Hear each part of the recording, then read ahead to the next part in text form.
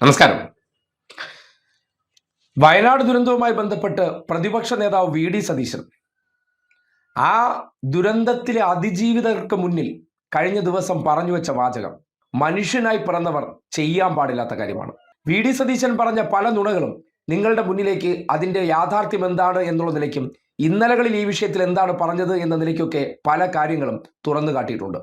പക്ഷേ ഈ വിഷയത്തിൽ ഒരു തെരഞ്ഞെടുപ്പ് ജയിക്കാൻ നമ്മളോടൊപ്പം ജീവിച്ചിരുന്ന മനുഷ്യർ അവർ ഒരു രാത്രിയിൽ ഉറങ്ങാൻ കിടക്കുമ്പോൾ ആ ഉറക്കത്തിൽ പ്രളയം വന്ന ജീവിതം തകർത്ത് കളയുകയാണ്. ചിലർ ഉണർന്നില്ല, ചിലരെ കണ്ടുകിട്ടിയില്ല, ചില മനുഷ്യർ ഇന്നും ആ ദുരന്തത്തിൻ്റെ ഇരകളായി ജീവിക്കുകയാണ്. ആ മനുഷ്യരുടെ പേരിൽ അവരെ സഹായിക്കാൻ എന്ന പേരിൽ പണം പിരിച്ചതിന് ശേഷം അതിൽ വെള്ളം ചേർക്കാൻ ശ്രമിക്കുന്നുണ്ടെങ്കിൽ അവരെ മനുഷ്യരുടെ ഗണത്തിൽ പെടുത്താൻ പറ്റില്ല. എന്താണിത് പറയാൻ കാര്യമെന്ന് വെച്ചാൽ, തെരഞ്ഞെടുപ്പുമായി ബന്ധപ്പെട്ട് വി.ഡി. സതീശൻ വയനാട് ദുരന്തത്തിൽപ്പെട്ട മനുഷ്യർക്ക് വേണ്ടി വീട് നിർമ്മിച്ചു നൽകുമെന്ന് സ്വന്തം നിലയ്ക്ക് പ്രഖ്യാപിച്ചതാണ്. ആരും നിർബന്ധിച്ചില്ല. ഞങ്ങൾ പണം പിരിച്ച് ഭൂമി വാങ്ങി അവർക്ക് വീട് വെച്ച് കൊടുക്കുമെന്ന് പറഞ്ഞിട്ട് 1 വർഷവും 9 മാസമായി. അതായത് 3 മാസം കഴിഞ്ഞാൽ 2 വർഷം. അപ്പോൾ വിമർശനങ്ങൾ ശക്തമായപ്പോൾ പിരിച്ച പണം ഏത്? ഇവരെ ആരുടെയും പോക്കറ്റിൽ നിന്നല്ല, കോൺഗ്രസിൻ്റെ ഫണ്ടല്ല, ഈ നാട്ടിലെ മനുഷ്യരിൽ നിന്ന് പിരിച്ചെടുത്ത പണം.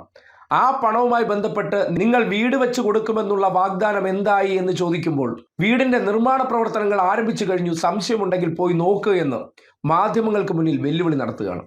ഒരു മനുഷ്യർ അത് പറയാൻ തയ്യാറാകുമ്പോൾ ദുരന്തത്തിൽപ്പെട്ട അതിൽ അതിജീവിതരായി തുടരുന്ന മനുഷ്യർ വളരെ പ്രതീക്ഷയോടുകൂടി കേട്ടിരിക്കുന്ന വാക്കുകളാണ്.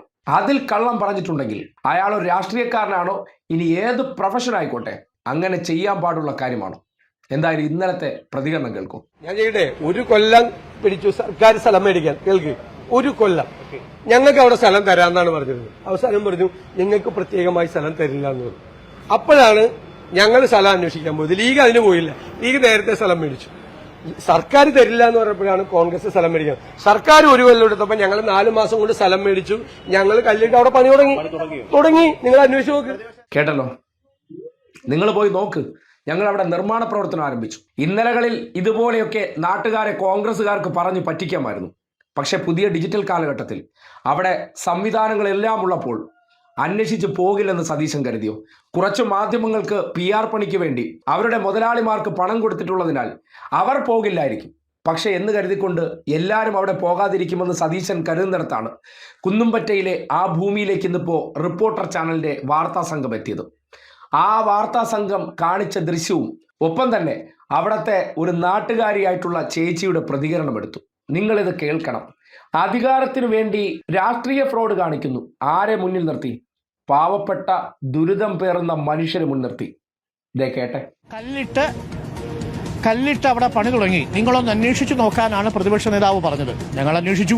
നമ്മളോട് അന്വേഷിച്ചപ്പോൾ അന്വേഷിക്കാൻ പറഞ്ഞു. അന്വേഷിച്ചപ്പോൾ ഞങ്ങൾക്ക് ബോധ്യമായത് 1 മാസമായി സ്ഥലം നിരപ്പാക്കിയതൊഴിച്ചാൽ ഒരു നിർമ്മാണവുമായി ബന്ധപ്പെട്ട പ്രവൃത്തിയും അവിടെ ആരംഭിച്ചിട്ടില്ല. വീടുകളുടെ നിർമ്മാണ അനുമതിക്ക് വേണ്ടിയുള്ള ഒരു രേഖയും സമർപ്പിച്ചിട്ടില്ലെന്നും ഇതിനായി തങ്ങളെ ആരും ബന്ധപ്പെട്ടില്ലെന്നാണ് മേപ്പാടി പഞ്ചായത്തിൽ നിന്ന് ഞങ്ങൾ അന്വേഷിച്ചപ്പോൾ കിട്ടിയത്. കെട്ടിടം നിർമ്മിക്കണമെങ്കിൽ കല്ലിടണമെങ്കിൽ പ്ലാൻ വേണം, പ്ലാൻ ചെയ്യണമെങ്കിൽ അതിനൊരു അനുമതി വേണം, അനുമതി നൽകേണ്ടത് പഞ്ചായത്താണ്.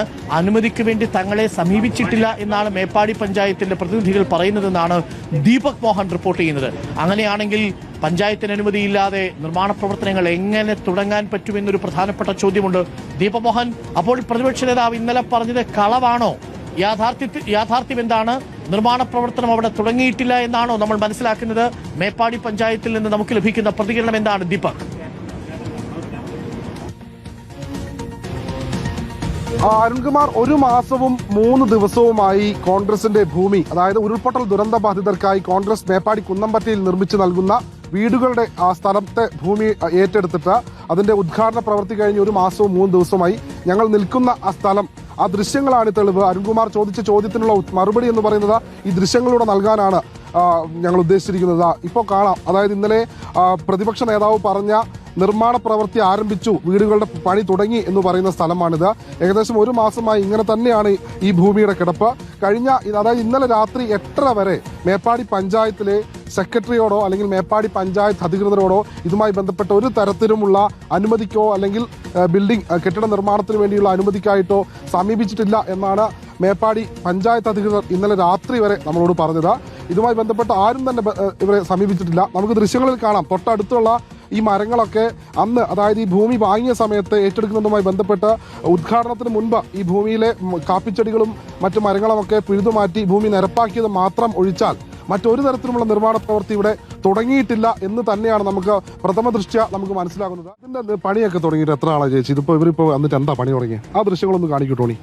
ഇവിടെ ഇപ്പൊ പണി നടക്കാന്ന് വെച്ചാൽ ഇവര് കാപ്പി മുറിച്ച് മാറ്റി, പിന്നെ അതിനുശേഷം കുറച്ച് മാസം കഴിഞ്ഞിട്ട്, അല്ല കുറച്ച് ദിവസങ്ങൾ കഴിഞ്ഞിട്ട് പിന്നെ ഇതൊക്കെ ഒന്ന് ഫ്ലാറ്റ് നിരപ്പാക്കി തറക്കല്ലിട്ട് പോയ ശേഷം ഒരു പണി നടന്നിട്ടില്ല. പിന്നെ ഇവിടെയുള്ള വിറകുകളൊക്കെ, കുറച്ച് മരങ്ങൾ മുറിച്ചു മാറ്റിയ വിറകുകളൊക്കെ കടത്തി. അതിനുശേഷം ഇപ്പം കവുങ്ങ് മുറിച്ചിട്ട് വേലി ഇടുന്നുണ്ട്. കാല് കുഴിച്ചിട്ടിട്ട് ടിൻഷീറ്റ് അടിച്ചു വെച്ചിട്ടുണ്ട്. അല്ലാതെ വേറെ യാതൊരു പണിയും ഇവിടെ നടന്നിട്ടില്ല. എന്തിനാന്ന് പറഞ്ഞു അവര്?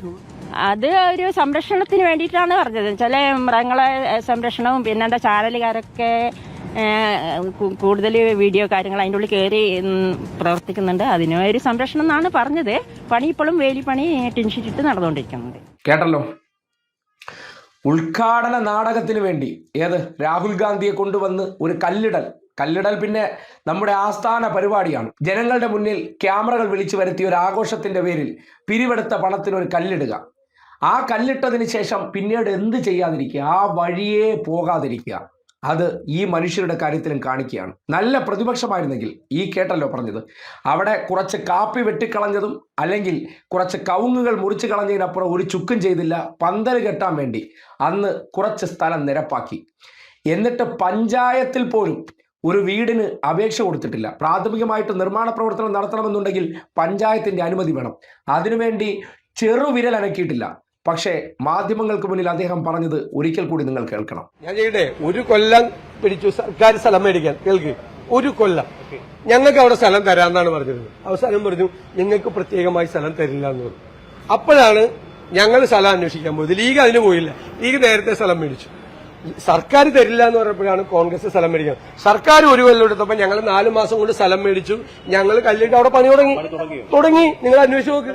കേട്ടല്ലോ, ഇങ്ങനെ നട്ടാൽ കുരുക്കാത്ത നുണ, ദുരന്തബാധിതരാണെന്നുള്ള പരിഗണന പോലും കൊടുക്കാതെ ഒരു കൂട്ടം മനുഷ്യരെ അറവുമാടുകളെക്കാൾ വില കൽപ്പിക്കാത്ത ഒരു രാഷ്ട്രീയ മനോഭാവത്തെ നിങ്ങൾ കാണുന്നില്ലേ?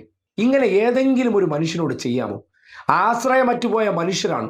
അവരെ കാണിച്ച് പണം പിരിച്ചതാണ്. ആ പണം പിരിച്ചതിന് ശേഷം അതിൻ്റെ പേരിലെ ചോദ്യങ്ങൾ ഉയരുമ്പോൾ പച്ചക്കള്ളം പറയുകയും രാഷ്ട്രീയ അധികാരത്തിന് വേണ്ടി അങ്ങനെ ഉളുപ്പില്ലാതെ കള്ളം പറയുന്ന മനുഷ്യരെ ഏതെങ്കിലും ഒരു വീട്ടിലായിക്കോട്ടെ അധികാരമേൽപ്പിക്കാൻ നിങ്ങൾ ധൈര്യപ്പെടുമോ? കേരളത്തിന്റെ ചരിത്രത്തിൽ ഇങ്ങനെ നുണ പറഞ്ഞ് അധികാരത്തിലേക്ക് വരാൻ ശ്രമിക്കുന്ന ഒരു മനുഷ്യൻ ഉണ്ടായിട്ടില്ല.